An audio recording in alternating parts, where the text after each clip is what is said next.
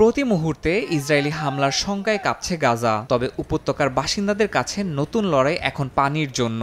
হন্যে হয়ে খুঁজেও কোথাও মিলছে না বিশুদ্ধ পানি। সরবরাহ কেন্দ্রগুলোতেও ফিলিস্তিনিদের উপচে পড়া ভিড়। অনেককেই লাইনে দাঁড়িয়ে থাকতে হচ্ছে ঘন্টার পর ঘন্টা। তবুও বেশিরভাগ বাসিন্দাকেই ফিরতে হচ্ছে খালি হাতে।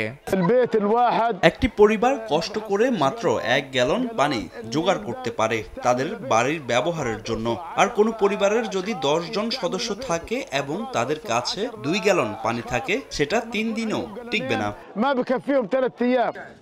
জ্বালানির সংকটে প্রায় অচল হয়ে গেছে গাজার 5টি প্রধান পানি বিশুদ্ধিকরণ প্ল্যান্ট। শহরের ড্রেনেজ ব্যবস্থাও ইসরায়েলি হামলায় আগেই ধ্বংস হয়ে গেছে, যার কারণে পানির সঙ্গে মিশে যাচ্ছে বর্জ্য। আর এই দূষিত পানি পান করায় দেখা দিচ্ছে ডায়রিয়া, ত্বকের সংক্রমণ সহ নানা রোগ। স্বাস্থ্যকর্মীরা বলছেন, চিকিৎসা সামগ্রী না থাকায় রোগ প্রতিরোধেরও কোনো ব্যবস্থা নেই। পানির সমস্যা খুবই ভয়াবহ।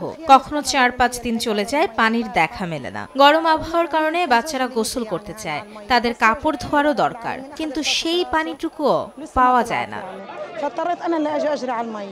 এমন পরিস্থিতিতে ইসরায়েলি হামলার মধ্যেই জীবনের ঝুঁকি নিয়ে গাজার এক প্রান্ত থেকে আরেক প্রান্তে পানি পৌঁছে দিচ্ছেন ট্রাক চালকেরা। দের আল বালাহ থেকে পানির ট্রাক ভর্তি করে তারা ছুটে চলেছেন দক্ষিণ গাজার দিকে। তবে জ্বালানির সংকট থাকায় ট্রাক চলাচলও কমছে দিন দিন। আমরা চেষ্টা করি যত বেশি সংখ্যক মানুষকে পানি সরবরাহ করা যায়। কখনো 3টি ক্যাম্পে ভাগ করে দেই, কখনো 2টিতে, আবার কখনো শুধু একটি ক্যাম্পে। সেটা লোক সংখ্যার উপর নির্ভর করে। আমি মানসিকভাবে ভেঙে পড়েছি। মানুষের অবস্থা খুবই খারাপ। সম্প্রতি নুসাইরাত শরণার্থী শিবিরে পানি বিতরণ কেন্দ্রে হওয়া হামলায় হতাহতের ঘটনা ঘটেছে।